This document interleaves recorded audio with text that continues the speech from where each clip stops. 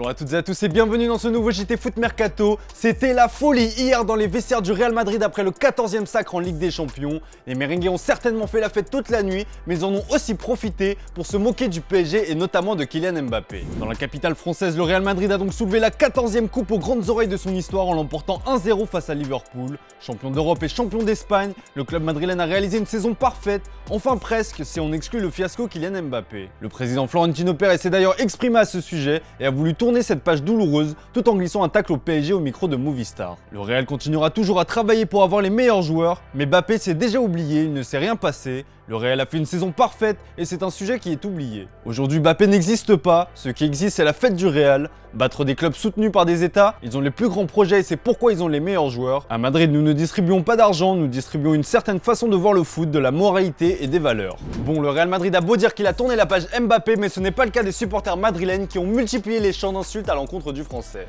Durant leur séjour dans la capitale, les supporters madrilènes ont tenu à faire passer un message à l'attaquant du PSG. Des maillots floqués à son nom avec le numéro 0 en référence au palmarès vierge du français en Ligue des Champions. Il y a aussi eu des pancartes qui montrent que ces derniers n'ont en réalité pas encore digéré la pilule. Mbappé, tu vas regretter. Sans compter les nombreux chants d'insultes envers le français et un maillot brûlé du Parisien aux abords du Stade de France. D'ailleurs, Karim Benzema a de nouveau été invité à réagir à la prolongation de Mbappé avec le PSG. Et bien ce dernier a tenu à mettre les choses au clair au micro de Téléfoot. C'est son choix à lui, c'est un joueur du PSG, donc on prendra du plaisir à jouer ensemble en sélection. Chacun fait les choix. Après le Real Madrid et le Real Madrid, je ne suis pas déçu, je suis content et j'espère qu'il fera de bonnes choses. On est de bons potes, ça n'aura pas de conséquences sur notre relation. Question du jour les amis, grâce à sa victoire en Ligue des Champions et son incroyable saison avec le Real Madrid, Karim Benzema est désormais considéré comme le grand favori pour le Ballon d'Or. Êtes-vous d'accord? Comme d'habitude, on attend vos avis dans les commentaires. Avec notre partenaire Unibet, hier, on vous faisait jouer pour remporter le maillot de votre choix. Pour cela, il fallait trouver le score exact de Liverpool-Real Madrid. Eh bien, bravo à toi, Ali Dico. Reste bien connecté, on te contacte très rapidement.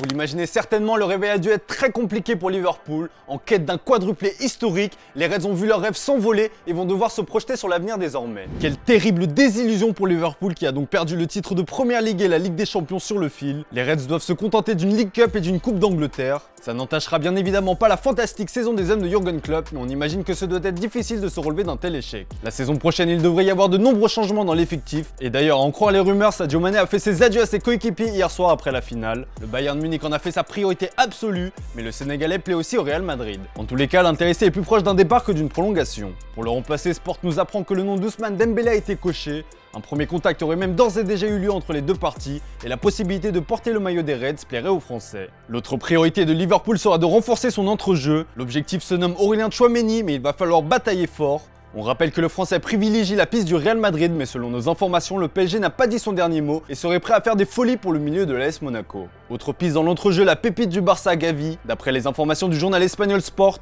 la formation de la Mercedes serait prête à lever sa clause libératoire de 50 millions d'euros, lui offrant dans la foulée un contrat plus intéressant que le Barça. De son côté, l'Espagnol ne se voit pas quitter la Catalogne, mais peine pour le moment à trouver un accord avec les Blaugrana. Il y aura assurément du mouvement cet été chez les Reds.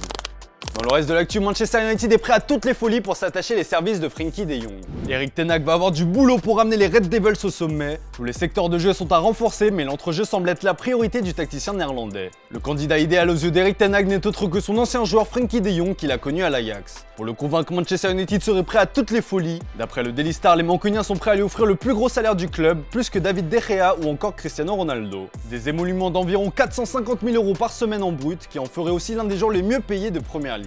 De quoi faire réfléchir.